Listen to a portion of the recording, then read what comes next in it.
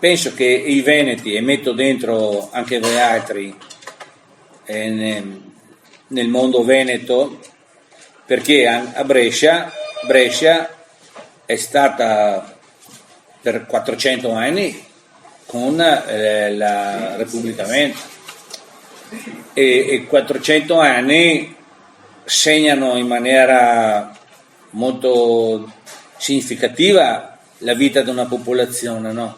C'è poco da fare, insomma, in un senso e anche in un altro. Aspettiamo che vengano questi altri amici. Se vuoi aspettare 5 2 minuti, dai. Che poi non ho sentito neanche chi era.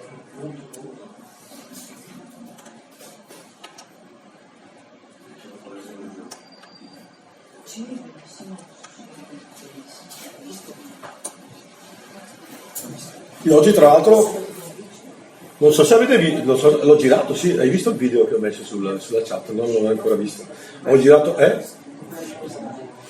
5G, quello che mi sono messo a spiegare, una delle motivazioni, che tra l'altro ha avuto un bel riscontro perché il titolo come al solito attira, ma parla di 5G, vaccini, cose di questo genere, allora pensano tutti, e dove spiegavo questa cosa che io sono convintissimo, nel senso che è pieno di problemi in giro, ma alla fine la sostanza è che se dovessimo disperderci continuamente a cercare di risolvere le cose, dove tra l'altro non sono dipendenti da noi ma da altri che fanno di tutto per non farceli sistemare, forse sarebbe meglio magari inquadrare bene qual è il problema e quindi magari fare uno stato, allora da lì parti da zero e te la puoi gestire in maniera totalmente diversa. E questo è un po' il riassunto del video che ho fatto, che ho messo recentemente. Infatti leggevo che ho visto che mi hanno chiamato anche in 4-5, mi dice che ha avuto un bel riscontro, proprio perché vai a toccare quei bottoni che le persone effettivamente sono interessate, sai, i vaccini, maschi. Ho riscontrato un po' di Eccola qui, sì. ciao.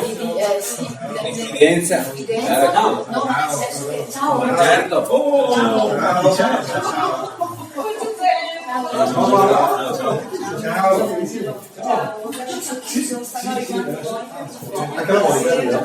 E ragazzi, Ciao. io sto in piedi allora. Vittorio. No, ma sedete, stringetevi che tanto facciamo una cosa alla buona.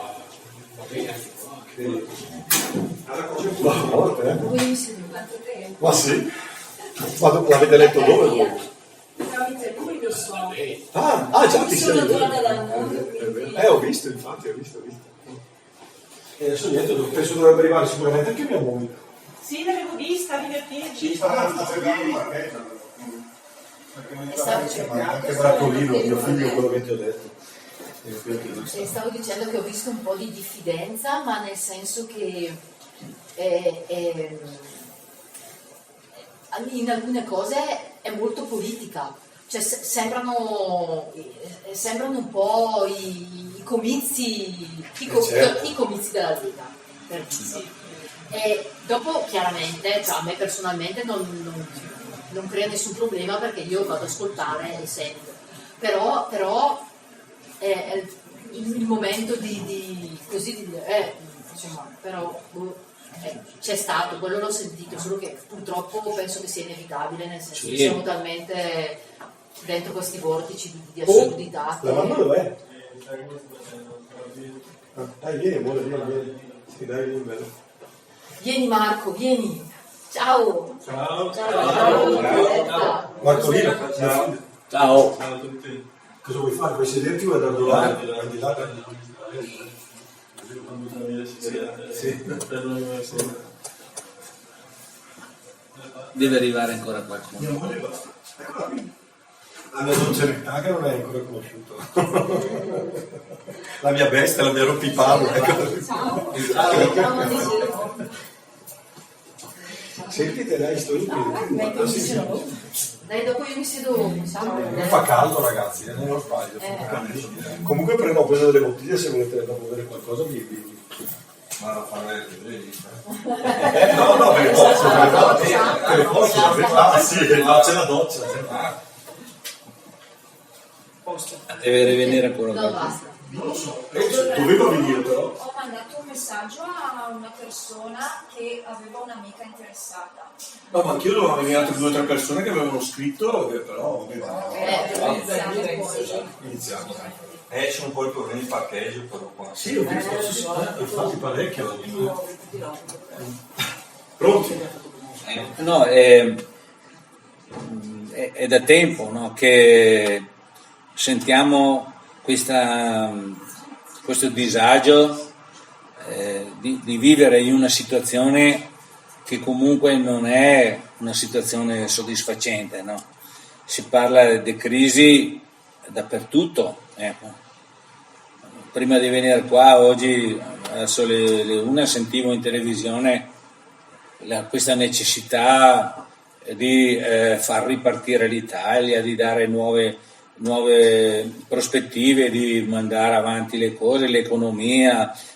De Benedetti si domandava ma com'è possibile che dal 2003 fino ad oggi siano stati impegnati 500 miliardi per lo sviluppo dell'Italia eccetera, che sono spariti perché il debito pubblico è passato, cioè, da quello che è, dalla metà di quello che è adesso in 10 anni, cioè, e c'è da domandarsi effettivamente, no, come mai in un sistema che si dice democratico, dove si dice che la migliore Costituzione del mondo è quella italiana, dopo andiamo a vederla com'è, eccetera, eccetera, e in 72 anni di Repubblica, siamo arrivati al punto di avere un debito pubblico di 3.500 miliardi, cioè una roba del genere, che non accenna minimamente a calare, e abbiamo un sistema di politica per il quale invece di crescere l'aumento e crescere il numero di quelli che si interessano, che vanno a votare, invece vediamo che gradualmente a ogni elezione c'è una diminuzione secca di votanti che non viene recuperata nelle elezioni successive. In altri termini c'è una disaffezione per tutto quello che riguarda l'andamento dello Stato, in sostanza, no? Allora, adesso si potrebbero fare anche degli altri esempi di altro tipo, no? Su come viene gestita la sanità e questo, quell'altro, però ci perderemo un po' in un mare enorme di considerazioni anche negative e che ci colpiscono tutti i giorni, perché tutti i giorni abbiamo a che fare con questa realtà. Lo Stato è presente in tutte le sue forme, dalla fiscalità al comportamento personale, le mascherine, questo, quell'altro. Abbiamo una situazione nella quale dobbiamo fare i conti tutti quanti, tutti i giorni, con questa realtà, no? E dove però, se domandiamo alle persone, dammi una definizione di Stato, perché se gli chiedo, posso chiedere una definizione di famiglia, anche quella è contestata, mi dice il papà, la mamma, i bambini, i nonni, però perlomeno qualcosa li inquadriamo. Se andiamo a vedere e chiediamo alle persone che cos'è lo Stato, dove vivi, dove abiti, dove vivi, dove svolgi la tua vita, difficilmente troviamo qualcuno che ci dia una definizione di Stato. Eppure noi altri viviamo in uno Stato, o meglio sotto uno Stato.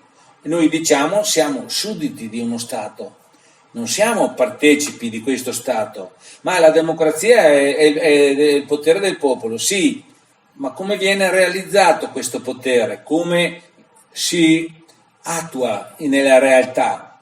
E qua andiamo fuori dalle ideologie, cioè andiamo fuori dalle interpretazioni del mondo che hanno dato vari filosofi, vari politici, vari statisti. Andiamo fuori perché ci stiamo domandando, no, in realtà qual è la nostra parte, cosa facciamo noi, cosa siamo noi individualmente nei confronti di tutto questo apparato di cose che ci sono, che cosa contiamo noi, in realtà quale potere abbiamo di influire su quello che accade e in che modo ci fanno credere o ci fanno pensare che noi possiamo avere un qualche potere di decisione su quello che accade. In altri termini, per venire a una conclusione, no, di queste considerazioni qua, ma se ne potrebbero fare anche delle altre, noi vediamo che il sistema tratta ognuno di noi come delle persone incapaci di intendere e di volere. Noi siamo amministrati, abbiamo un tutore o dei tutori, no, che gestiscono per noi la cosa pubblica. E come avviene questo? Avviene per definizione della Costituzione italiana, che è l'articolo 49, che dice che è il sistema dei partiti che gestisce la politica. Lo dice la Costituzione italiana, è la maniera per cui l'andamento dello Stato, le decisioni che riguardano lo Stato e che si riflettono direttamente giorno per giorno, ora per ora su di noi, sulla nostra vita, sono gestite, regolamentate, realizzate attraverso un sistema che si chiama sistema dei partiti. E questo è quello che ci viene proposto con una Costituzione fatta nel 1948, attenti bene, però riprendendo un sistema che è nato nel 1890. Nel 1890, con il primo statuto albertino che fanno i Savoia, eccetera, concedono la Costituzione, che non è un'affermazione, come si crede in modo errato, un'affermazione di principi, ma è una limitazione ai poteri del re. La Costituzione viene concessa dal re, da tutte le monarchie, come una limitazione dei propri poteri. In che maniera viene limitata questo potere assoluto del re, che è un potere anche di vita e di morte sulle persone, perché bisogna pensare che il potere regio è un potere in base al quale il principio vigente sulla libertà individuale e personale, questo lo dobbiamo tenere presente veramente tanto, la libertà è definita come una concessione. Noi, secondo questo schema, che tuttora appartiene alla Costituzione italiana, e vi dico perché, noi viviamo e siamo, diciamo, consapevoli, lo dobbiamo essere, che la libertà nostra individuale non è un requisito con il quale noi nasciamo, ma è una concessione dello Stato. Quindi voi capite che dal 1890, quantomeno per non andare ancora più indietro, in poi, noi siamo trattati come delle persone incapaci di intendere e di volere, incapaci di amministrare la propria libertà. Perché la libertà, per quanto venga detto nella Costituzione italiana, che ognuno di noi non viene ritenuto colpevole finché non viene condannato con una sentenza passata in giudicato, nella realtà quotidiana vedete che non è così. E perché? Vi faccio un esempietto molto alla mano, no? Com'è mai possibile che un sistema che si chiama sistema media di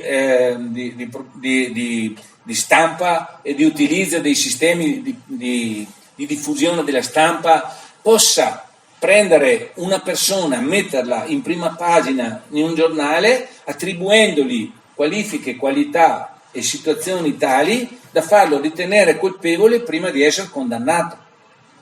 Questo è un classico esempio per il quale non c'è una legge che sovrintenda a un tipo di trattamento, di gestione della libertà delle persone. Perché se è vero che noi altri dobbiamo essere ritenuti colpevoli solo quando viene provato con una sentenza passata in giudicato, cioè che non può più essere impugnata ed è definitiva che siamo colpevoli, non lo si può dire di no, il famoso sbatti il mostro in prima pagina, no? Ecco, perché? Perché ci sono le esigenze che ci dicono esigenze della diffusione delle notizie, in realtà sono esigenze di vendita del giornale. Allora, non c'è una legislazione che impedisca questa aberrazione, sta di fatto che chi passa attraverso quel tritacarne lì, per tutto il resto della sua vita, anche per un giorno solo, ha finito di avere la sua libertà anche morale, no? Quella che deve essere rispettata. Ma questo è giusto per fare un esempio, no? Ma gli esempi si sprecano perché La libertà in realtà da noi tuttora viene definita con uno dei principali e più importanti monumenti dello Stato, che si chiama Codice Penale, viene definita come una concessione. Non è un'interpretazione questa, è proprio una definizione. E com'è che succede questo? Ma semplicemente perché il Codice Penale vigente attualmente è del 1930. Nel 1930 vige l'impianto totalitario del partito fascista, il quale ha fatto un codice rimarcando che la libertà è una concessione dello Stato, non è un diritto con cui uno nasce. Allora abbiamo una Costituzione che dice che invece dovrebbe essere così, che uno ha la libertà perché nasce con la libertà, e abbiamo un codice che viene applicato quotidianamente e viene applicato anche nei suoi effetti, diciamo, di relazione interpersonale, nel senso che la libertà è solo una concessione dello Stato.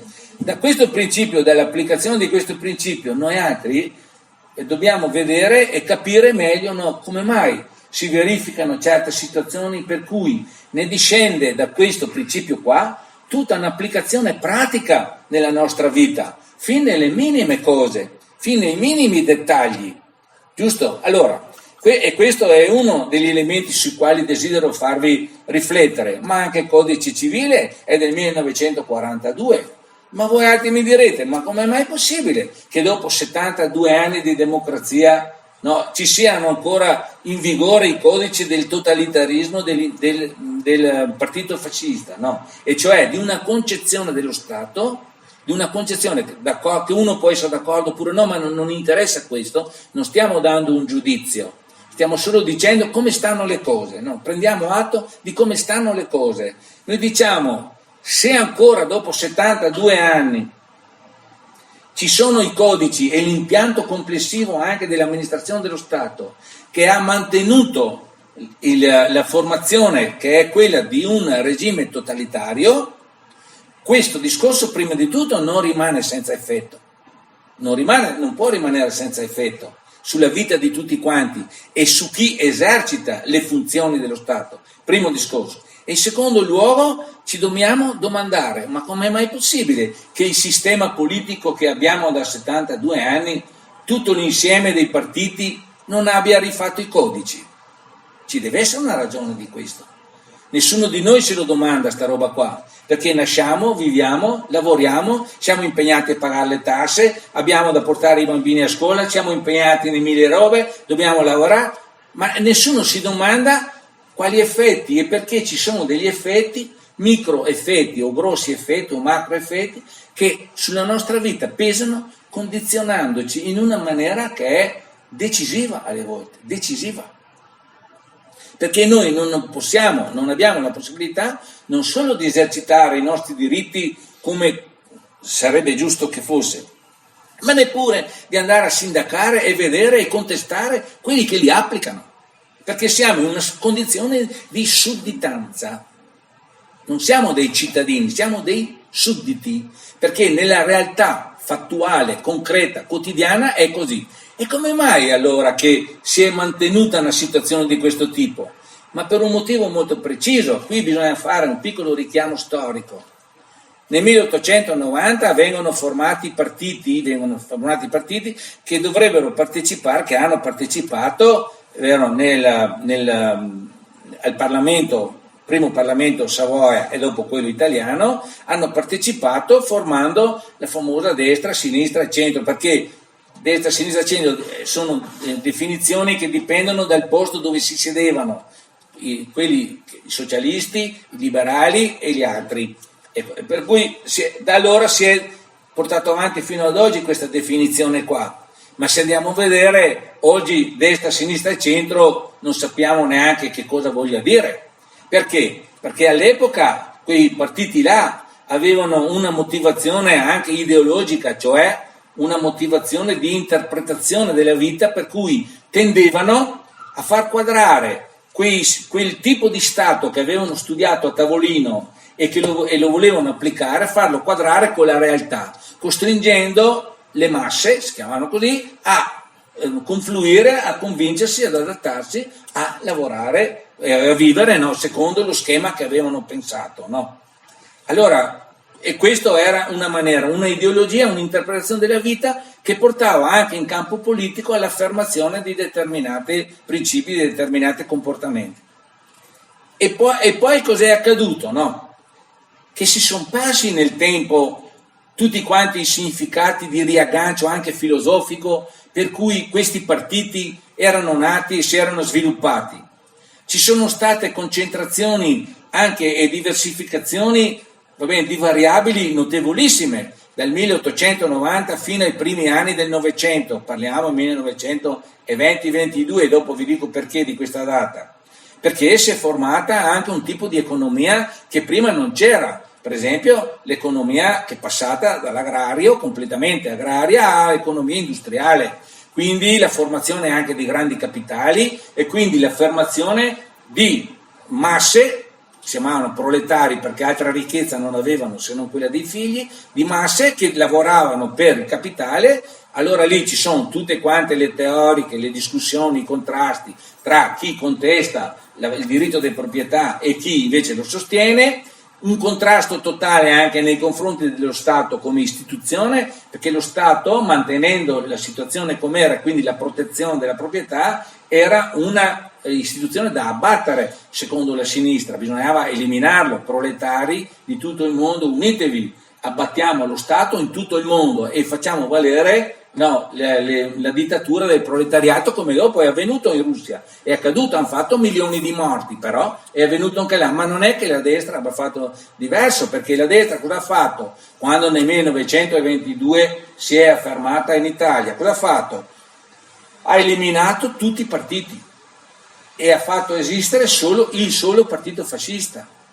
E perché questo? Perché tutti con me e chi non è con me non è dietro di me, o è al confino oppure eliminato fisicamente. La destra e la sinistra, portate alle loro estreme conseguenze, hanno comportato da una parte e dall'altra milioni di morti. Si parla poco dei milioni di morti in Russia, ma invece nei gulag eccetera sono state delle cose disastrose, ma anche in Estremo Oriente. Pensiamo a Pol Pot, che l'ha fatto 4 milioni di morti, perché chi portava gli occhiali veniva ucciso perché era un intellettuale, sapeva leggere e scrivere, quindi doveva essere tutti ignoranti per partire da zero e ricreare una nuova umanità.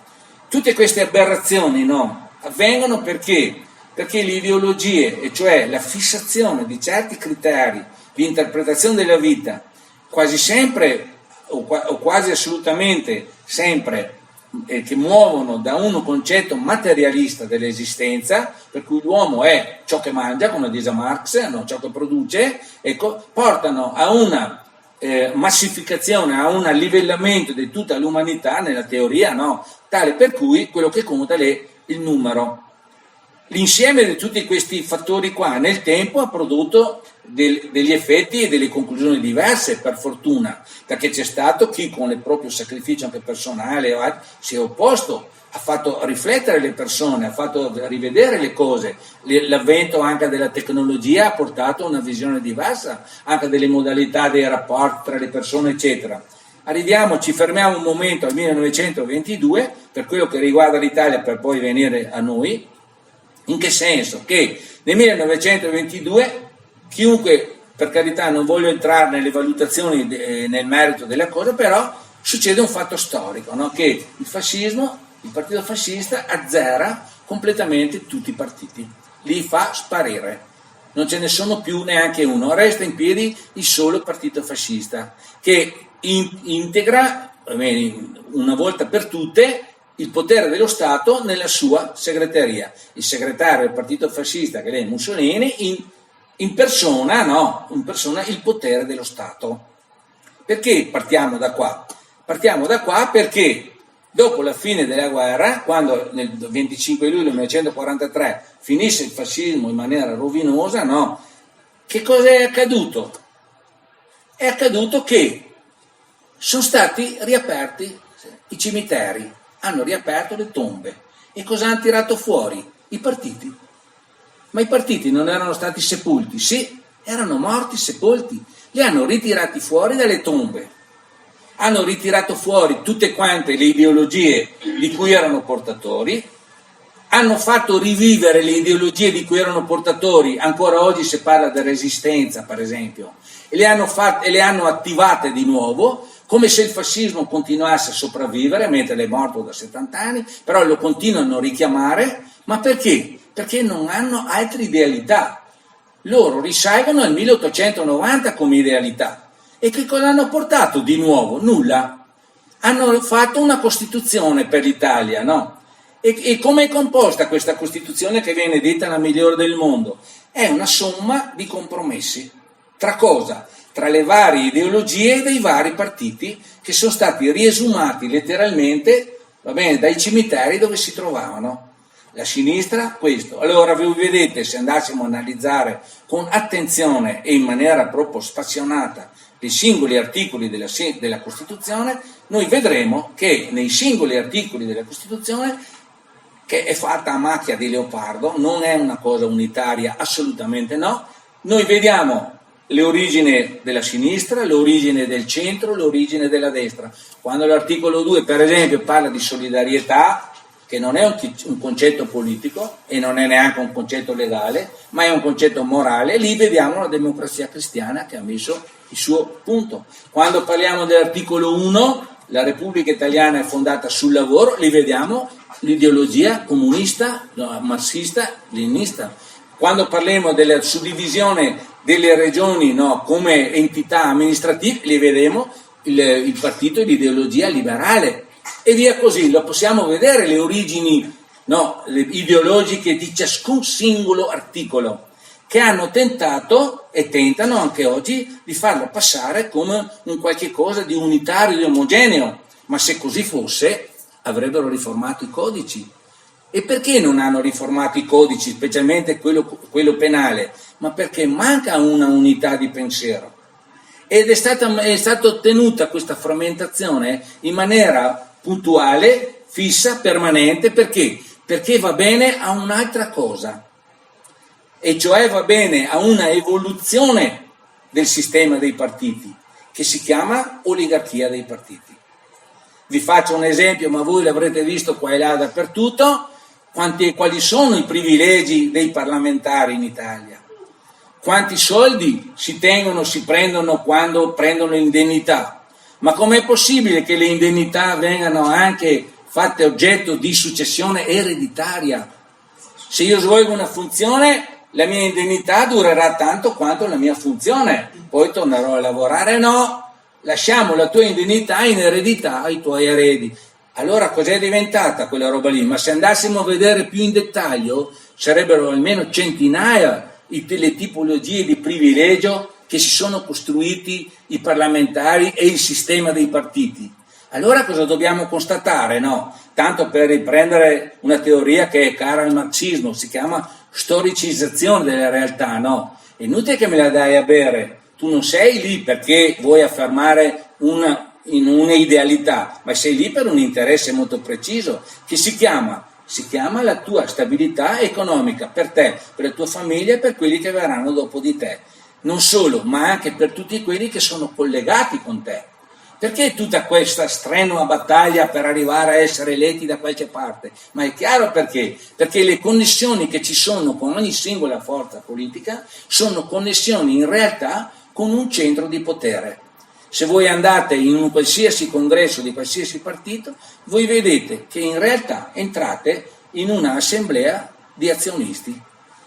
E l'assemblea di azionisti, in vero e proprio termine, lo possiamo adoperare perché il consiglio di amministrazione è costituito da quel listino chiuso, no, dei 10 personaggi che possono essere votati, e non ve li fanno votare altri, perché non serve a niente. Se li votate per altri il voto va al partito, ma se no quei 10 lì devono essere, perché quelli lì sono più ossequienti al capo del partito. Oggi i partiti non si chiamano più con il nome dell'ideologia in base alla quale sono stati affermati, ma si chiamano col nome di chi la comanda: Berlusconi, Salvini, e avanti così, no? La realtà vera cos'è? La realtà vera che il sistema dei partiti costituisce un'oligarchia, cioè uno Stato dentro lo Stato. E se voi lo volete constatare, anche da fatti recenti, lo potete vedere benissimo nel tentativo che probabilmente riuscirà, non lo so se riuscirà o no, ma anche solo che sia stato detto è già molto significativo, di riduzione dei parlamentari. Perché riduzione dei parlamentari? Allora vuol dire che per 72 anni quelli che erano in più sono stati lì a mangiare pane a tradimento. Perché se è vero che quelli che ci sono in più, quei 150, 200, quello che è, che sono in più, adesso non servono più, non servivano più neanche all'inizio, non è che la popolazione italiana sia calata al punto tale da. La realtà vera è che loro non sono quelli che fanno risparmiare, va bene, allo Stato italiano la somma tale per cui sposta il treno, non è così, perché il sistema di partiti, l'oligarchia ha una sua tendenza naturale, come in tutte le oligarchie a partire dalle prime repubbliche greche, no? Dai primi stati repubblica greci, no? Cioè l'oligarchia tende a farsi autocrazia e quindi a farsi dittatura. E infatti insieme con il programma di riduzione dei parlamentari c'è il programma anche della votazione diretta del capo del governo. Ma scusate, non abbiamo già sentita una roba così? Nel 1933 Hitler è andato su esattamente su questi presupposti qua. Guardate che Hitler non ha fatto una marcia su Berlino, come l'ha fatto Mussolini. Hitler è stato eletto coi voti dei tedeschi ed è stato eletto precisamente su questi presupposti qua, neanche una virgola di differenza. Qua non abbiamo un Hitler, non abbiamo un Mussolini, abbiamo però un gruppo di segretari di partito che si chiamano Di Maio, che si chiamano Salvini, che si chiama quello che volete, è tutto un cinema. In realtà tra loro non c'è nessun contrasto, c'è un'unione di fondo che è straordinaria. L'hanno raggiunta, si chiama oligarchia del sistema di partiti ed è quella che vuole comandare sui 60 milioni di italiani, ancora di più di quanto non si stia facendo. Queste sono alcune considerazioni, se ne potrebbero fare altre, però io non voglio adesso dilungarmi più di tanto su questo aspetto qua, mentre vorrei fare una proposta, no, perché è poi il motivo magari dell'incontro di questa sera, fare una proposta perché voi altri avrete capito sicuramente, pensandoci un momento, no, a queste cose qua, che cosa sono gli effetti di un'impostazione di uno Stato in questa maniera qua. È inutile che io ve lo dica. Se aprite il giornale anche domani mattina e lo leggete con riferimento alla situazione di cui abbiamo fatto adesso un cenno, vi rendete conto perfettamente della giustificazione, cioè della comprensione del perché certe cose vanno in un modo invece che in un altro. Allora, noi altri cosa decidiamo di fare? Stiamo a vedere, lasciamo stare, continuiamo a farci gestire, soprattutto pensiamo o non pensiamo ai nostri figli? Io devo cominciare a pensare ai miei nipoti. Cominciamo a pensarci oppure no? Perché da quello che facciamo noi dipende moltissimo. Voi altri stasera penserete che il nostro gruppo, un incontro di 10 persone, così, sia una cosa che abbia un'importanza relativa. Non è mica vero. È molto importante, perché se noi 10 ci facciamo consapevoli, no, della situazione che è e poi la interiorizziamo per portare a un cambiamento concreto, e lo possiamo fare senza cose eclatanti, senza andare in piazza a bruciare i copertoni, senza fare sommosse, senza nessuna violenza, senza nessun problema di questo tipo qua, noi riusciamo un po' alla volta a cambiare, no, una situazione. Partiamo da una mentalità,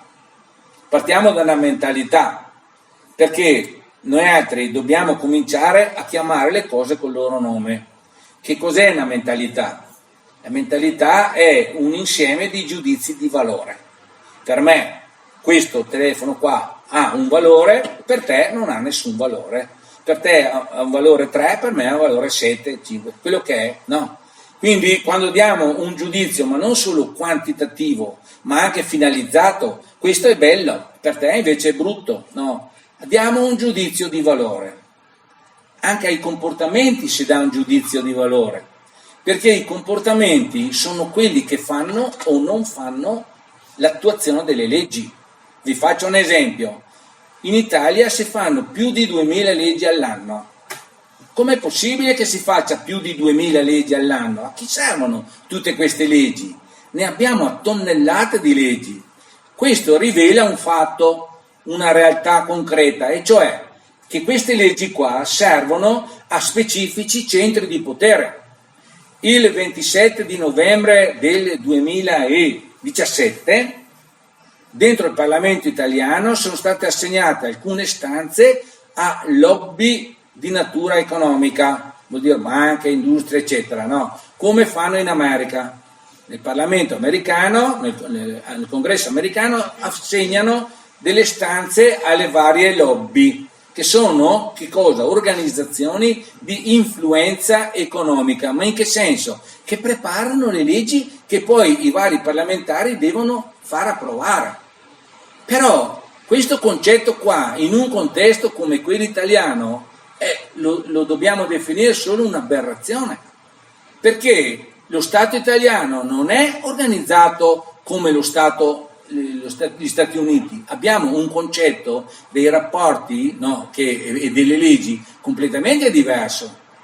Quindi noi non possiamo tollerare, consentire che ci siano delle forze economiche che preparano le leggi per i deputati che poi le fanno approvare, perché allora vuol dire che chi comanda non è più la politica, non è più la decisione dell'interesse superiore della collettività, ma è la decisione di interessi particolari, di centri particolari di potere. Lo possiamo noi tollerare questo? No, perché questo è un qualche cosa che andrà sicuramente a togliere alla popolazione una parte della loro libertà, non solo, ma anche ad imporre dei comportamenti. Vaccini? Punto di domanda. Come anche oggi il Papa ha detto, non si deve fare una questione economica dei vaccini, una questione finanziaria economica dei vaccini. L'ha capito perfino lui, perché alla fine di tutti i discorsi, tutta questa imposizione di voler far prendere i vaccini è perché costano milioni e milioni e milioni di euro. Questa è la verità, ma sono necessari o no? Ma com'è possibile che ci sia una situazione nella quale i parlamentari italiani vengono istruiti su quali leggi devono fare a favore delle multinazionali? Ma come possiamo noi tollerare una cosa del genere? Vi dico subito che anche se noi altri ci facessimo eleggere in qualche partito, da qualche parte, per cambiare le cose, noi non riusciremo a cambiare nulla. Anche se diamo il nostro sangue, noi non cambiamo niente. Perché? Ma perché è il sistema che non va bene. È il sistema che non ha più senso che sia così. E come facciamo a cambiare il sistema? Non lo possiamo cambiare. Non lo possiamo cambiare perché il sistema si è eretto in una fortezza, no, tale da diventare inespugnabile. Noi non riusciamo a cambiare le cose. Quel parlamentare che andasse là con le buone intenzioni viene comunque immediatamente conglobato, viene subito preso dentro, viene coinvolto, non riesce a fare niente. E se per caso si arrabbiasse o si ribellasse, bisogna aver paura che i suoi figli o qualcuno lui vicino o lui stesso in qualche maniera ne venga a soffrire qualcosa. Lui, la sua vita, la sua carriera, la carriera dei suoi figli è avanti così, no? È un sistema che prende dentro e stritola, o sei con loro o sei contro di loro, o sei col sistema o sei fuori del sistema. Non mi interessa se sei di destra, di sinistra, eccetera, però dei motivi di conduzione comune, quelli li devi rispettare perché quelli toccano tutti, no?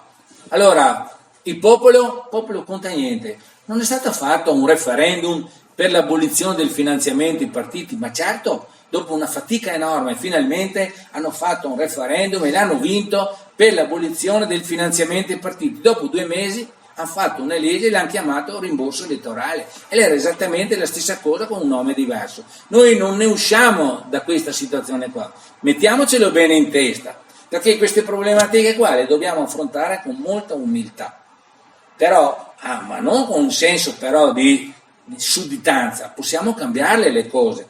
Per cambiarle bisogna che, tanto per arrivare presto un po' alla conclusione anche della nostra proposta, dobbiamo considerare dei fatti storici, di mentalità, perché noi abbiamo una mentalità che ci unisce su determinati punti fissi. Faccio un esempio, la mentalità del servizio.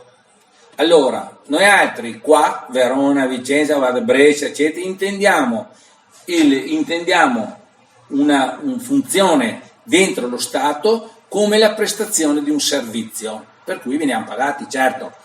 Invece c'è una mentalità che la va da Roma in giù, che intende un impiego nello Stato come un modo di sbarcare il lunario. Non ditemi che non è vero. Si chiama, ed è ripreso anche dalla stampa, si chiama meridionalizzazione dei pubblici uffici. Ma perché? C'è una ragione storica di questo.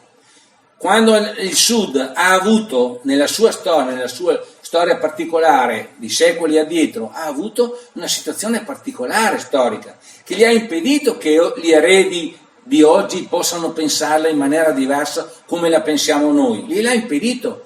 Noi non stiamo dando un giudizio, stiamo facendo solo una constatazione. E cos'è che gliel'ha impedito? Le occupazioni.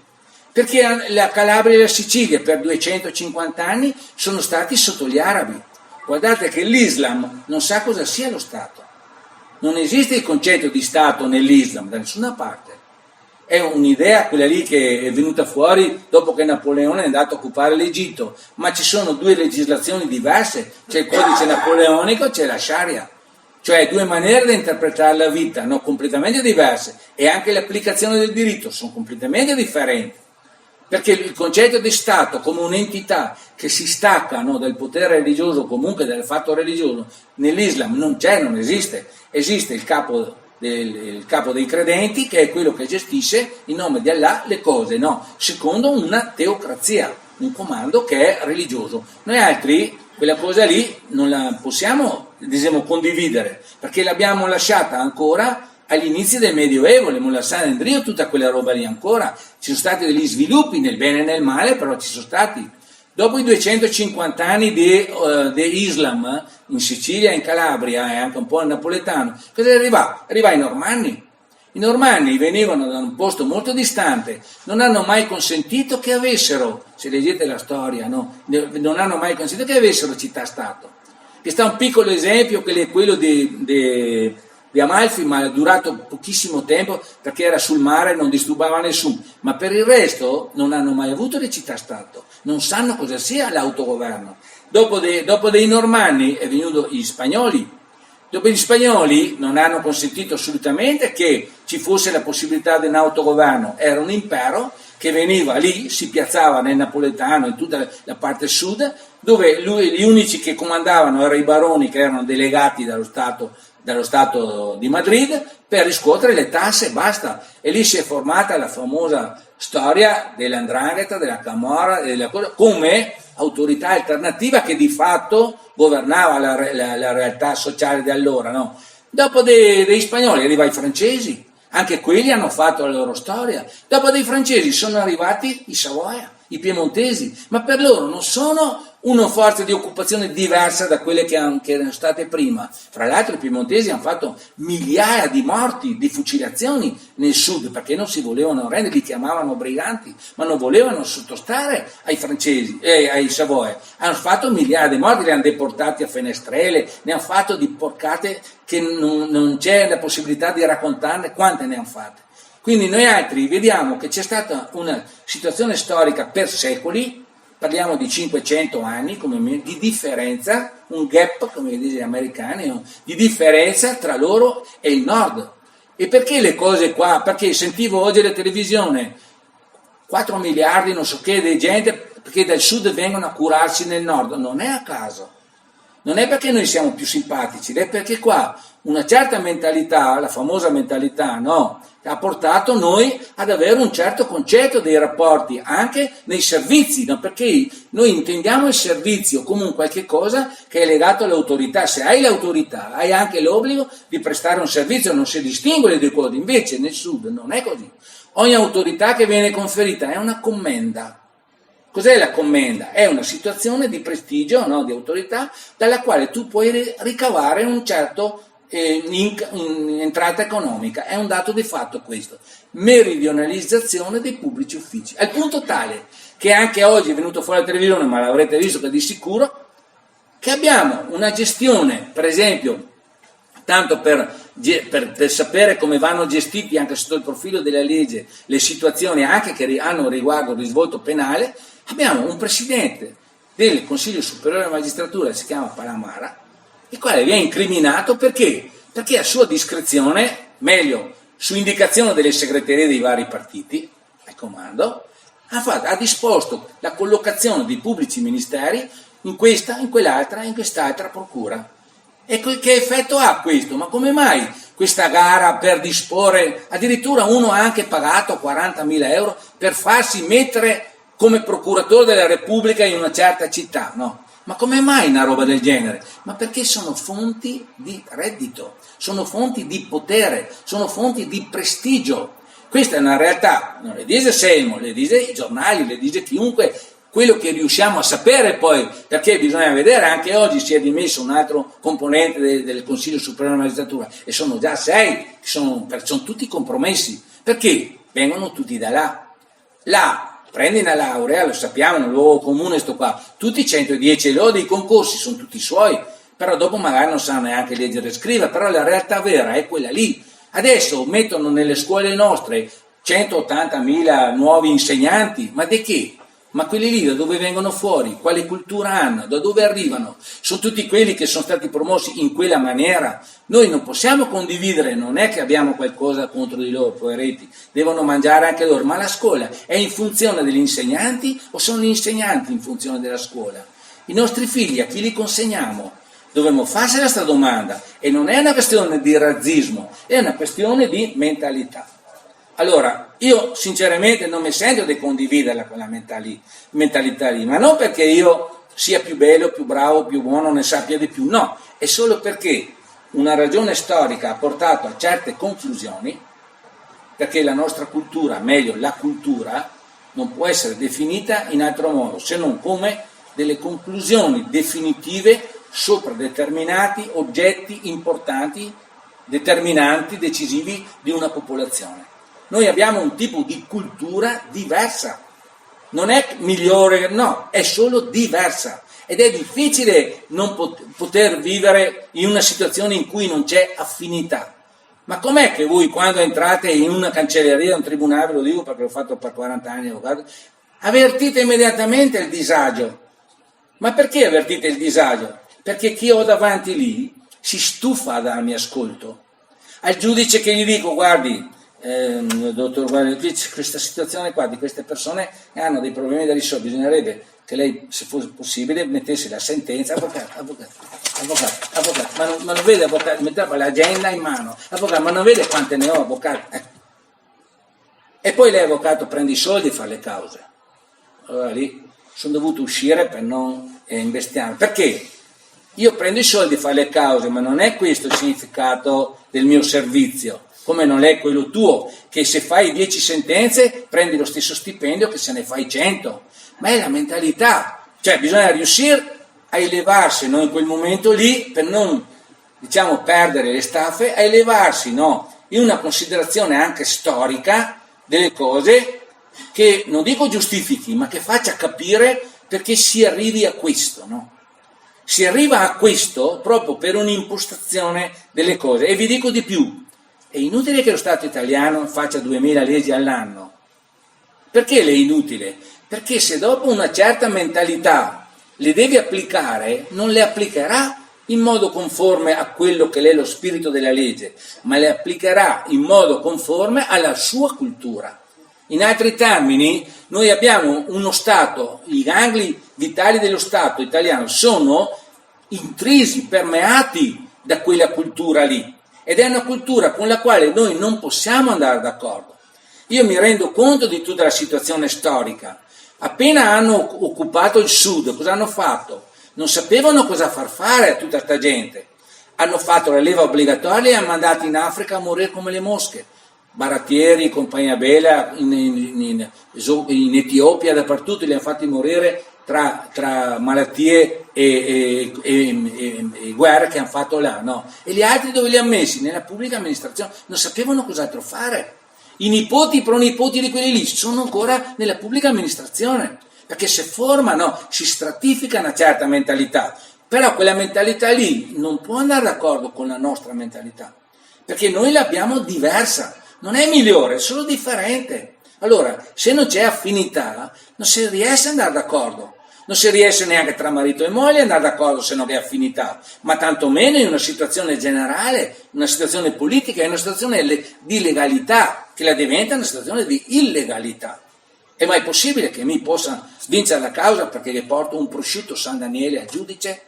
Non è possibile questo.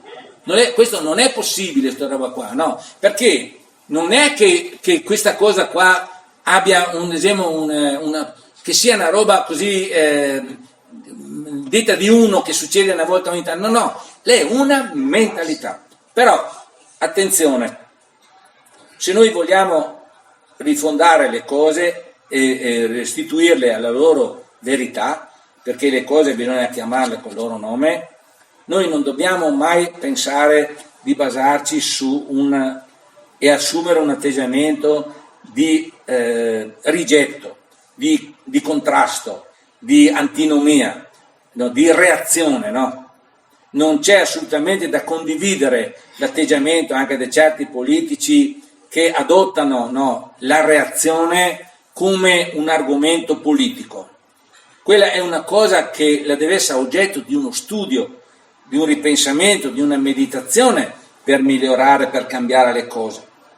Ma non può essere oggetto, diciamo, della giustificazione per cambiarle. Deve essere oggetto di una valutazione del complesso delle circostanze da tenere presenti, no, per ridefinire le cose, riconsiderarle e ridefinirle.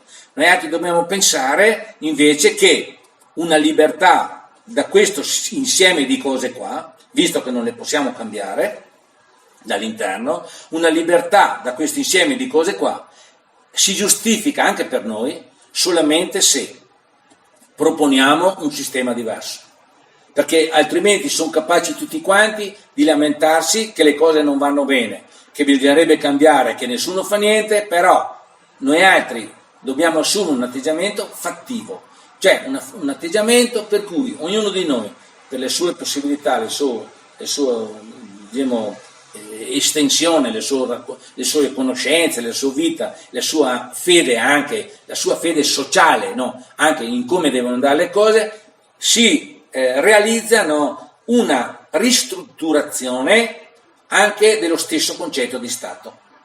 E questa è una cosa che vi propone la Confederazione dei Territori Veneti.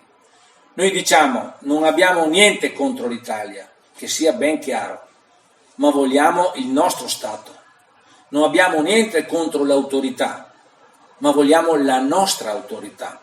E di questa ne abbiamo diritto, un diritto storico. Brescia è stata con Venezia per 400 anni, qualcosa avrà fatto, credo di sì, se no voi non sareste qui stasera.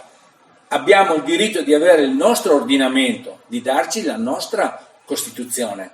Non siamo più dei bambini sotto tutela che devono essere amministrati, ma soprattutto non possiamo più delegare il nostro potere politico, che è quello personale di ognuno di noi.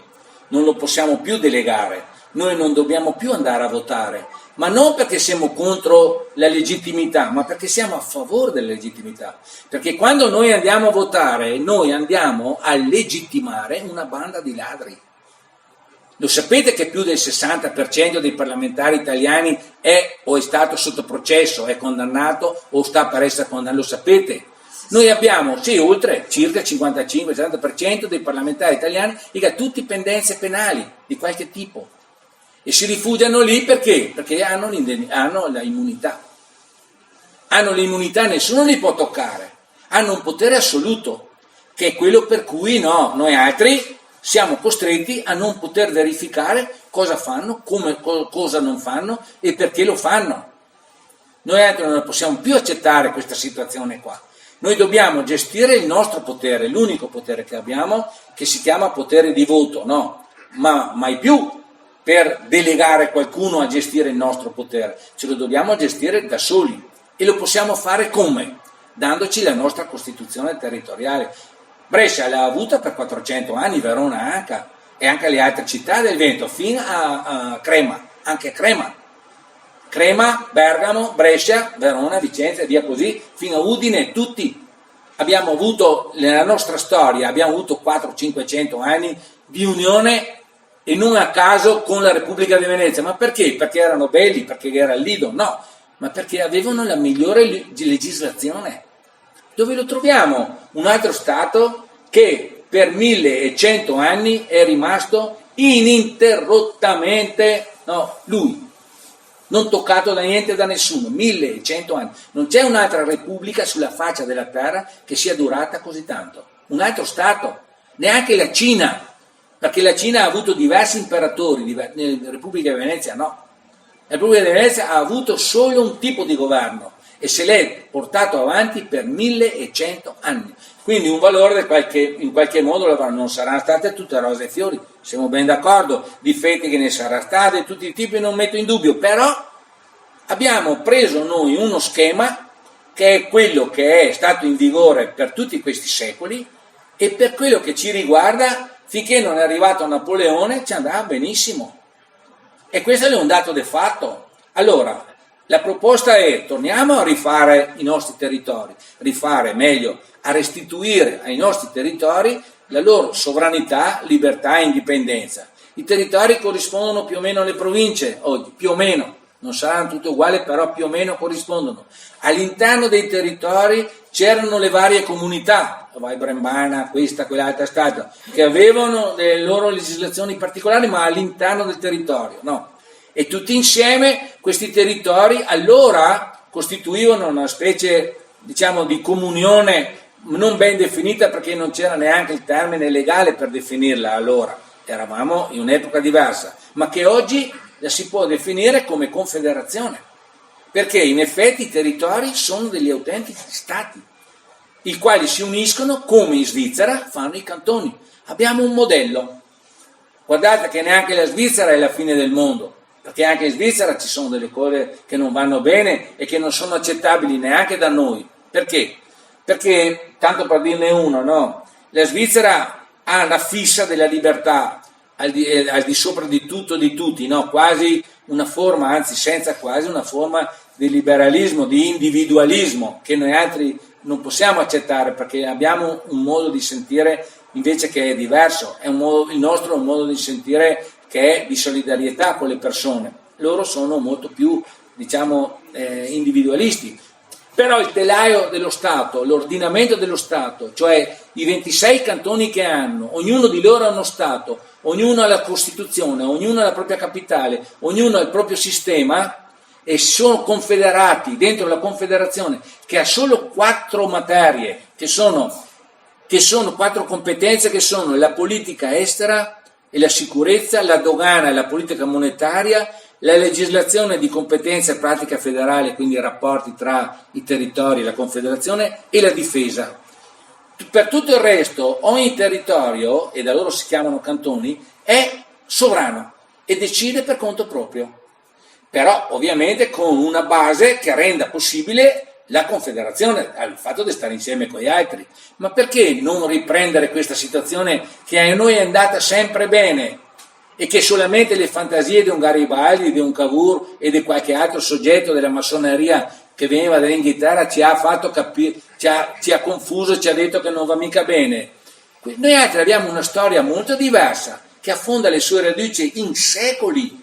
Noi non siamo diversi da quelli là, noi siamo i figli di quelli là e quindi siamo i pronipoti, figli e perché nel nostro DNA c'è quella mentalità là che si è formata a quell'epoca là, abbiamo quella visione delle cose e mi pare che vada bene, perché il disagio che ci si presenta davanti quando vediamo un altro che ha una mentalità diversa è immediato, no? Però noi possiamo tornare a questo e dipende solo da noi. Basta che noi il territorio di Brescia, come Padova e Vicenza, non si faccia la propria Costituzione, elegga in base alla Costituzione i propri rappresentanti, che è possibile farlo, disattenda completamente le istituzioni italiane, perché quelle lì sono da abbandonare, non è possibile riformarle in nessuna maniera, le lasciamo perdere, no, e ci diamo il nostro ordinamento. Dov'è la legittimità di questo? Perché molti dicono, ve lo lasceranno, non ve lo lasceranno fare. Questo è un altro discorso. Noi, la legittimità di tutto questo, noi altri ce l'abbiamo. Perché? In tutti questi anni, soprattutto dalla fine della guerra ad oggi, sono intervenuti vari trattati internazionali, il trattato di Helsinki, soprattutto il trattato di Nuova York, quello di Parigi ed altro, che hanno stabilito che alla fine di tutti i discorsi la legittimazione di un popolo a darsi la propria Costituzione e ad essere indipendente deriva dal fatto che la maggioranza qualificata di quel popolo lì lo vuole. Noi non dobbiamo chiedere niente a nessuno. Noi non dobbiamo chiedere all'Italia se l'Italia vuole o non vuole. Quando noi, in modo pacifico, non violento sotto nessun profilo, però decidiamo di darci la nostra Costituzione, aderiamo a questa idea di libertà, di gestire la nostra libertà, no, noi abbiamo perciò stesso il diritto di farlo. Guardate che non c'è nessuna legge che dica come si arriva all'indipendenza. Perché? Perché se ci fosse una legge vuol dire che c'è uno Stato sopra che autorizza, insegna, dice quando e come farlo, ma non è così. C'è un insieme di trattati che definiscono le modalità per arrivare a questo. Uno degli ultimi, più recenti, è quello della Comunità Europea, che ha definito le modalità del riconoscimento degli stati appartenenti all'Unione Sovietica, che erano stati schiacciati, no, dall'Unione Sovietica, che sono tornati alla loro sovranità, Lettonia, Estonia, Lituania, eccetera, eccetera. No? Questi qua sono tutti stati che hanno presentato delle caratteristiche certe che noi dobbiamo riprendere, e se l'hanno applicato a loro il riconoscimento non vedo perché non lo devono riconoscere anche a noi altri. Cioè, si chiama una Costituzione che noi ci stiamo dando, l'adesione ai trattati internazionali per quanto riguarda la definizione dei diritti dei popoli all'autodeterminazione, la soluzione delle controversie in maniera pacifica e non conflittuale, no, e l'adesione ai diritti alla definizione dei diritti dell'uomo, quindi libertà e tutela dei diritti umani sotto tutti i profili. Noi abbiamo tutte queste caratteristiche qua. Nella Costituzione di cui abbiamo fatto un esempio, non un facsimile, e anche in quella federale di cui abbiamo fatto un esempio, sono già ricomprese tutte queste cose qua, proprio per favorire un riconoscimento in questo senso qua. Quindi noi non abbiamo da fare molte altre cose, se non persuadere, convincere le persone ad aderire a questa idea qua. Ma voglio dirvi un'ultima cosa, e cioè noi non siamo qua per offrire una soluzione di fare il nostro Stato nel senso di delimitare i confini con gli altri Stati, eccetera. Non stiamo dicendo questo o solo questo, perché il fatto di rifare dei confini, stabilire quali sono, eccetera, ha un significato sì, ma nel 2020 il significato dei confini è molto relativo. Se vogliono tirarci un missile da Pechino, se ne fregano dei nostri confini, noi altri non ci difendiamo. Quello che vogliamo dire è che noi dobbiamo invece incorporare un concetto di Stato, no? Cioè una maniera di intendere i rapporti tra i cittadini e il proprio Stato, intendere i rapporti in una maniera particolare, e cioè come? Tenendo presente alcuni fattori, no? Che cosa viene avanti con tutto questo sistema delle multinazionali e dei potentati economici e dello spiazzamento che sta facendo tutte le multinazionali nei confronti anche degli stessi Stati? Noi assistiamo al fatto che la legge che governa oggi sul pianeta la vita delle persone è una legge puramente economica, è la legge del mercato. Noi altri abbiamo un valore in quanto siamo destinatari e oggetti di un mercato, anche fisico.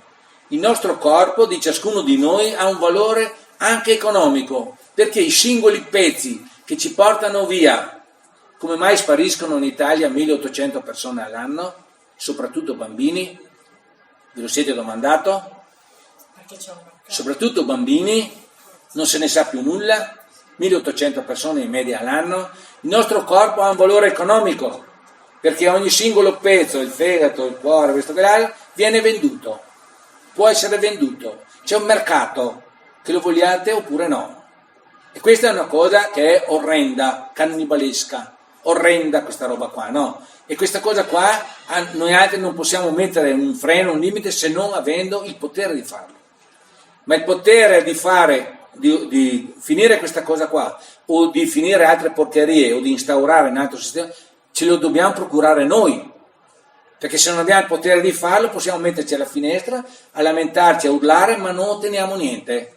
Noi dobbiamo avere il potere di farlo, e questo potere ce lo dobbiamo dare noi. Allora, in base a quali valori pensiamo di dare corpo al nostro Stato, cioè la Confederazione?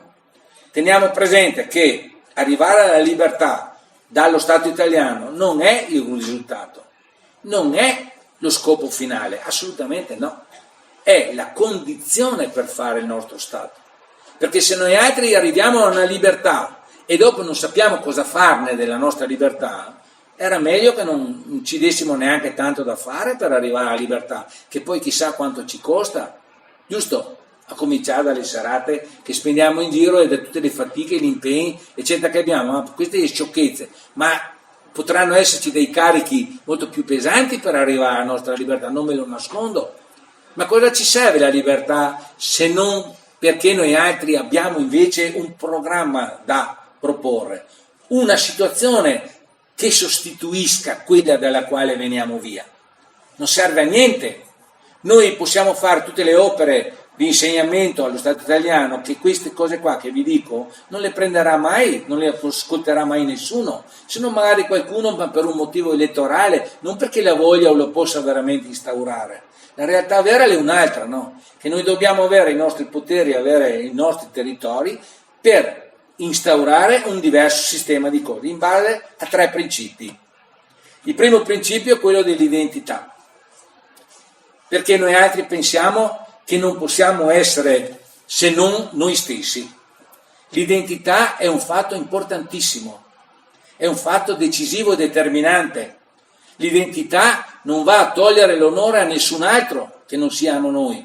L'identità è un qualche cosa che appartiene alla nostra stessa natura, al nostro stesso animo. Guardate che questo sistema qua, nel 1955, ha cominciato a demolire le nostre identità, con le leggi che hanno soppresso la menzione nei documenti pubblici della paternità e della maternità. E questo l'hanno giustificato col fatto che c'erano 200.000 persone in Italia che non sapevano chi fosse il loro padre. Ma allora si poteva dargli lo fittizio un padre a queste 200.000 persone? No, bastava una legge, chi nasce senza il nome del padre si gli dà un cognome fittizio, cos'è che vuoi? No, l'hanno tolta a tutti gli italiani, attenzione. E perché toglierla a tutti? Ma per un motivo molto preciso. Perché se noi siamo staccati dalla nostra storia, da quelli che ci precedono, da quelli che sono venuti prima di noi, da quelli che hanno fatto fatica prima di noi, da quelli che hanno stratificato sofferenze, fatiche e che ci hanno dato quello che noi siamo oggi, è più facile dominarci, perché noi siamo degli atomi. Quando le persone vengono separate, divise e vengono isolate, le si comanda meglio. Quindi hanno cominciato già da allora il sistema dei partiti, perché guardate che non si fa niente a caso. Non c'è niente che sia stato fatto a caso.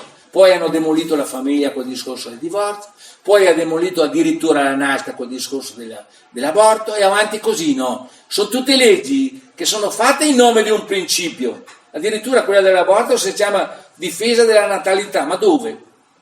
La realtà invece non è mia così, perché 175.000 aborti all'anno, non ditemi che quelle signore, quelle mamme lì erano tutte ammalate, 175.000 all'anno. Tutte ammalate. La realtà è vera è che è un controllo delle nascite. Infatti oggi abbiamo il saldo negativo, abbiamo più morti che nati. E questo vuol dire un'altra roba ancora. Vuol dire, caro mio, scordatelo il tuo futuro, perché quando non nascono figli, il tuo futuro te lo puoi scordare. Sei finito. E il popolo veneto, nel quale siete anche voi altri, se lo deve mettere via, perché noi siamo in calo totale, non nascono più figli. Non ne nascono più, non ne nascono a sufficienza per rimpiazzare quelli che muoiono. Questa è una roba gravissima. Questo vuol dire estinzione del nostro popolo, vuol dire estinzione, non vuol dire un'altra roba, no? A noi altri fanno tanta impressione quando estinguono, ammazzano gli indios del Centro America, della Patagonia e del Mato Grosso, no? Ma pensiamo a noi altri. Ma guardate che noi siamo esattamente, con metodi diversi, siamo esattamente nella stessa situazione. Ci stanno estinguendo. Là li estinguono ammazzandoli e bruciando la foresta. E qua ne estingue a forza di leggi che sono demenziali. Identità. L'identità è una cosa importantissima, perché l'identità è quella che trasmette i valori, trasmette il senso della vita, trasmette una visione delle cose, trasmette un insegnamento di come si deve vivere e perché si deve vivere in quel modo. Secondo punto, si potrebbe andare avanti ancora, secondo punto, antropocentrismo. Cosa intendiamo per antropocentrismo? Su parole greche, no? Uomo, centro. L'uomo al centro di tutto l'interesse dello Stato, ma non come numero, ma come persona. La persona è un soggetto di relazioni. È difficile pensare a ognuno di noi senza relazioni. Noi non siamo e non possiamo accettare l'ideologia liberale, che è un controsenso nella parola, che fa invece di ogni uomo un centro di interessi personali esclusivamente personali. L'ideologia liberale ti lascia così libero che sei libero anche di morire di fame, perché allo Stato non interessa niente la tua vita. Anzi, lo Stato è visto come un nemico, perché viene in qualche maniera a limitare la mia libertà. La mia libertà finisce dove comincia la tua, ma questo è un insieme di vite che sono gestite, come dice Rousseau, no, solamente in base a un contratto sociale, cioè a una forma, diciamo, di intesa per cui non ci pestiamo i piedi a vicenda. Uno Stato cosiddetto di polizia. Perché? Perché lo Stato ha solo la funzione di controllare che una persona o anche lo Stato stesso non interferisca nella libertà e nelle decisioni del singolo. Il singolo viene prima di tutto il resto, non viene l'insieme, la collettività, l'insieme, no, viene il singolo prima di tutto. Benissimo, al punto tale ci sono degli esempi negli anni passati che facevano sorridere noi altri, quella ragazza che la girava in Trafalgar Square nuda, no? La prendono, la arrestano, ma non l'hanno arrestata perché lei era nuda, quindi indecente, quindi perché proponeva, diciamo, una specie di scandalo ai ben pensanti, no, ma perché la gente fermandosi intralciava il libero passaggio degli altri. Quindi era una tutela della libertà di movimento delle persone, non una tutela del buon costume. Questo parliamo di anni fa, però aveva fatto allora epoca la cosa. Ma tanto è un esempietto da niente, ma per venire all'esempio più eclatante, no? Pensate a Rousseau, che è quello che ha stabilito la teoria liberale, no? la teoria liberale dell'individualismo, no? Chi è il suo eroe? È Robinson sull'isola deserta. Robinson Crusoe è quello che arriva sull'isola deserta, lui è il re della situazione, è l'individualismo fatto proprio esempio, fatto proprio come emblema, no, della sua teoria, no? Siamo tutti liberi assolutamente, però non vi è mai detto che Rousseau esponeva i figli.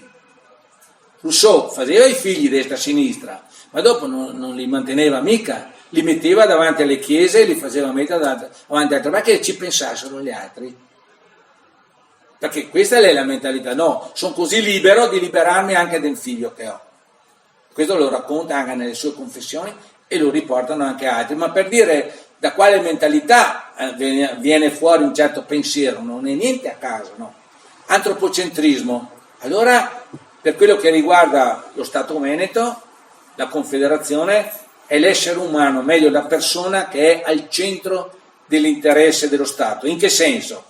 Vediamo che l'essere umano è fatto di molti valori, anche l'economia, certo, l'economia è importantissima, ma è uno dei valori però, che non ne può sopravanzare rispetto agli altri valori, perché noi non possiamo pensare di vivere solo in funzione dell'economia, nasco, produco, mangio, muoio, fine. Noi non possiamo pensare alla nostra vita così, anche la persona più disincantata e meno, diciamo, innamorata di chissà quali ideali non può vedersi solamente in questa misura qua. L'essere umano è fatto appunto di relazioni, è fatto dei sentimenti, di emozioni, di arte, di poesia, di pensiero, di cose, anche di sforzi creativi, anche economici, certo, ma sarà l'insieme di tutto questo che dovrà essere, diciamo, tutelato dallo Stato come fatto politico, non semplicemente come fatto sociologico. Non lo possiamo più pensare che i valori della persona umana siano solo oggetto di sociologia, cioè di studio fenomenico. No, perché quando questi valori qua sono propri non solo dell'avvocato Selmo, ma è proprio anche di Rodolfo, il nome, eccetera, allora c'è un qualche cosa che ci accomuna e di cui lo Stato non può ignorare, non può fare a meno di considerare, ne deve tenere da conto, perché lo sviluppo di ogni persona si realizza anche con l'attuazione di questi valori qua. Nasco con delle potenzialità e le voglio portare alla sua maturazione, perché è la vita, questo è il senso finale della vita, no? Cioè maturarsi, arrivare a una maturazione, a un completamento della personalità, per il quale ci vuole una tutela dello Stato, ci vuole un interesse dello Stato, perché altrimenti noi viviamo una situazione in cui tutti si porta via qualcosa uno con l'altro e nessuno contribuisce a far sì che tutti quanti siamo davvero qualcosa. E non c'è paragone, lo vedete anche voi altri, tra gli sforzi che fa una singola persona per arrivare a un certo risultato e gli sforzi associati che invece di tutti quanti portano a un altro risultato. E non la possiamo vedere solamente sotto l'aspetto economico sta cosa qua, ma proprio come aumento della personalità, no? Come significato alla fine della nostra vita. No? Ultimo discorso, poliarchia. Cos'è la poliarchia? Due parole greche che qua. Molti poteri, molto differenti poteri, no? La confederazione la pensiamo come una ridistribuzione del potere. Noi pensiamo che la Costituzione di ogni territorio non può essere e non può nascere come è nata la Costituzione italiana. Come è nata la Costituzione italiana? Ve lo siete mai domandato? Agli italiani, dopo che il sistema dei partiti con la sua Costituente ha fatto la Costituzione, non è mai stato chiesto se sono d'accordo o no. Agli italiani non è mai stato chiesto se la loro Costituzione trova la loro accettazione oppure no. Hanno fatto la Costituzione in 5 partiti, democristiani, comunisti, liberali, repubblicani, eccetera. Hanno fatto la Costituzione, i socialisti, hanno fatto la Costituzione, se la sono fatta loro, questi cadaveri che sono usciti, no, dalla politica cadaverica, hanno fatto la Costituzione loro e ce l'hanno imposta. Mangiare sta minestra, saltare dalla finestra. A noi non hanno mai chiesto, neanche negli anni successivi, se eravamo d'accordo o no. Un popolo dei cretini siamo stati trattati, ma perché? Perché fin da allora il potere era nelle segreterie dei partiti ed era gestito come il potere che gestiva il partito fascista, solo che invece di essere dentro un unico partito era ridistribuito tra i 5 partiti, ma non era cambiato.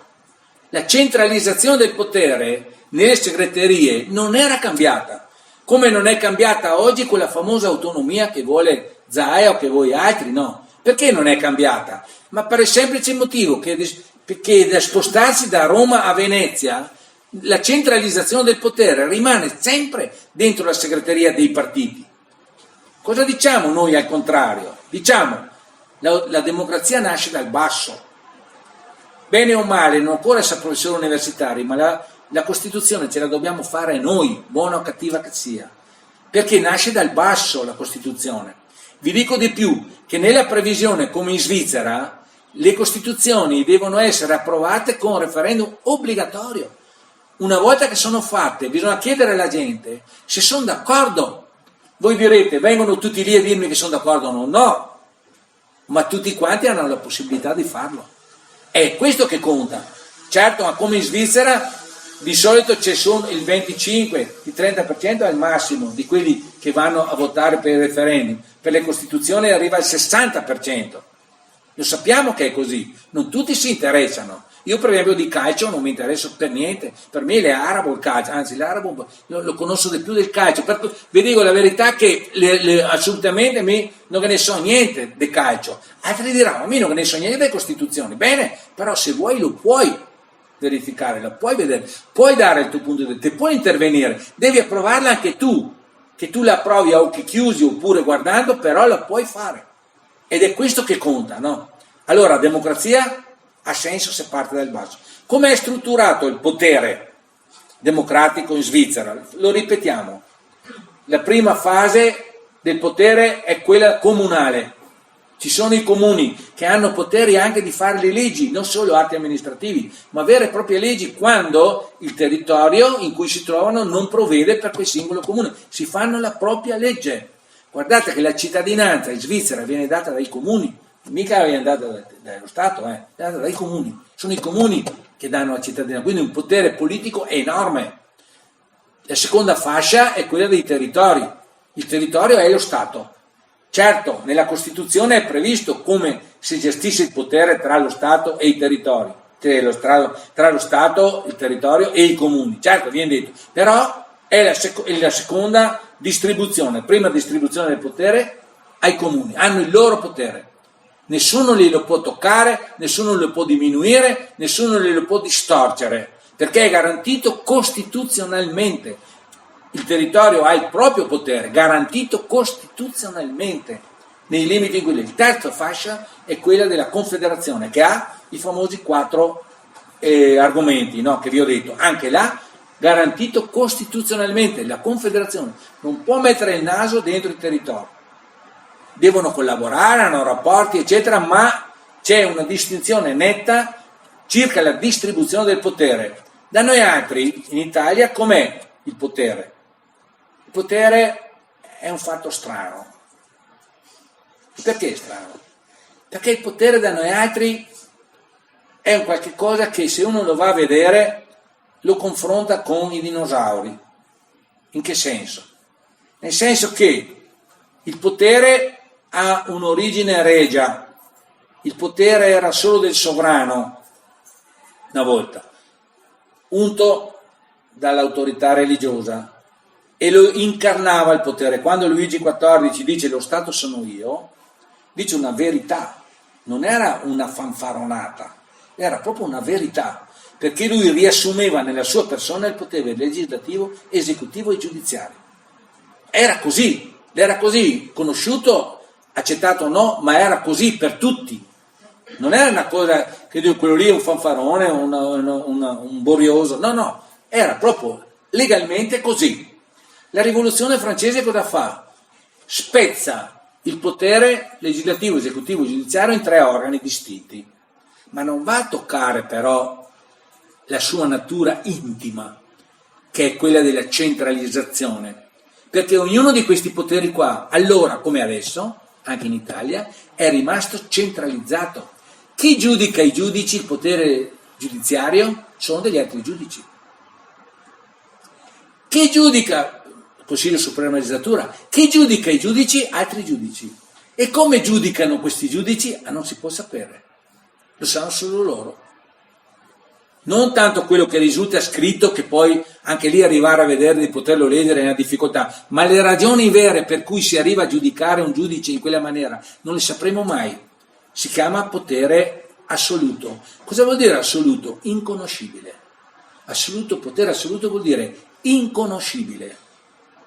Noi siamo in una situazione in cui paghiamo questi personaggi qua, lavorano nei nostri confronti, sopra di noi, anche alle volte contro di noi, che noi non possiamo sapere come esercitano il loro potere, perché è inconoscibile. I parlamentari, chi è che giudica e che decide sui parlamentari? Altri parlamentari, perché la concessione se essere giudicato o meno un parlamentare la danno altri parlamentari. E questi chi sono? Sono quelli che contrattano. Oggi tu dai l'autorizzazione a procedere contro di me e io lo darò domani a procedere contro di te. Sicché alla fine di tutti i discorsi l'immunità diventa uno strumento perché nessuno, ecco perché è la maggioranza dei parlamentari che sono indagati o comunque sottoposti a procedimento penale, perché nessuno si azzarda ad andare a disturbare la situazione che fa comodo a tutti, si chiama oligarchia. E che giudica l'amministrazione? L'amministrazione, la pubblica amministrazione con la quale abbiamo a che fare tutti i minuti, gli ospedali, le cose, le carte d'identità, i comuni. Chi la giudica l'amministrazione? Hanno il loro tribunale, si chiama Tribunale Amministrativo e Consiglio di Stato. Ma chi giudica i giudici del Tribunale Amministrativo e Consiglio di Stato? Loro. Si giudicano loro, tra loro. Il Consiglio di Stato, alla fine di tutti i discorsi, può venire giudicato dai giudici della Corte di Cassazione in determinati casi particolari. Sono sempre i giudici che giudicano loro. Cioè si giudicano tra loro. Allora qua abbiamo il potere assoluto, perché è concentrato in quelle persone lì, no? In quelle tre funzioni lì, ed è anche un potere centralizzato, perché ce l'hanno solo loro. Cosa proponiamo noi? Noi proponiamo i giudici elettivi, perché se sono elettivi come in Svizzera, se fanno sciocchezze anche durante il loro mandato, possono venire sottoposti a valutazione e anche mandati via. Noi proponiamo elettivi tutti i corpi, non solo quelli giudiziari, ma anche ovviamente quelli rappresentativi dove ci sono. Perché? Perché non ci sono partiti in Svizzera. No, come? Non è vero, ci sono i partiti in Svizzera. Sì, ma che funzione hanno? Ve lo dico subito. Hanno funzione puramente di orientamento politico, ma non sono gli strumenti come in Italia, articolo 49, per fare le leggi, per fare eleggere quelli che fanno le leggi, no? Tanto è vero che quando si va a votare, per esempio per l'Assemblea confederale, no? Le liste che propongono possono essere scambiate, posso mettere un candidato dentro una lista, quell'altro lo metto in questa, quell'altro lo metto lì, posso creare addirittura io, elettore, la lista che voglio. Questo lo sapevate. Ogni elettore può creare la propria lista, per non parlare delle elezioni territoriali, per i territori. Non ci sono partiti assolutamente neanche come orientamento politico. Ognuno può proporsi come capo, come componente del governo o come parlamentare. Nei territori i governi sono composti di 7 persone, 7, ognuno a capo di un dicastero. Queste persone qua vengono elette mediante una votazione alla persona, non al partito. E il Parlamento del territorio, che va fino a un massimo di 50 elementi, è anche quello eletto con riguardo alle singole persone. Quindi più trasparente di così è impossibile. Ognuno può proporsi, essere candidato ed eleggere, senza il vincolo dei partiti. Questa si chiama democrazia, perché se è una democrazia deve essere partecipata. Se non è partecipata non è democrazia. È inutile che ce la vengano a dire. Concludiamo il discorso perché ho abusato forse della vostra pazienza. Allora, ma volevo che dopo Rodolfo non mi rimproverasse. Spero di avervi detto tutto quello che. Allora, la richiesta, la preghiera, faccio non richiesta, scusatemi, la preghiera è questa, no? Prendete consapevolezza di questa situazione e del fatto che dipende solo da noi cambiare le cose. Se voi altri siete d'accordo potrete fare moltissimo, no? Si parte sempre da piccoli gruppi per arrivare dopo allo sviluppo delle cose, no? Io mi rendo conto fino in fondo che abbiamo davanti un osso duro che si chiama cambio di mentalità e forse ancora di più osso duro è il disinteresse e alle volte la disperazione di tante persone che si trovano in situazioni di impotenza, no? Che sentono che non riescono a cambiare nulla, non riescono a cambiare niente perché il sistema, le situazioni, l'ufficio, questo, quell'altro, non gli consente di cambiare niente, no? Però torno a dirvi questo, no? Che se invece uniamo le nostre forze, noi siamo veramente una forza. E la siamo perché? Perché non siamo distruttivi e basta, non siamo contestatori e basta. Noi dobbiamo fare un proposito stasera, prima di salutarci. Ed è questo, io non mi lamenterò più. Ognuno di noi deve dire, io non mi lamenterò più. Io farò il nostro Stato. Io non mi lamenterò più perché noi non abbiamo più diritto di lamentarci. perché abbiamo la possibilità dell'alternativa che si chiama fare il nostro Stato. Mi darò da fare per realizzare, attuare il nostro Stato. Io lo so perfettamente che magari non riuscirò nella mia vita a vedere le realizzazioni, però da qualcosa dobbiamo pure incominciare. Allora io comincerò ad attuare il nostro Stato. Avete bisogno di consigli, di supporto, di aiuto, di cose? Faremo tutto il possibile per darvelo, però non dovete più lamentarvi, dovete dire faccio, attuo, realizzo. Abbiamo tutti i numeri che poi sono semplici, abbiamo la legittimazione che ci dà un insieme dei trattati internazionali che dice che abbiamo questo diritto e siccome abbiamo questo diritto abbiamo anche il dovere di farlo.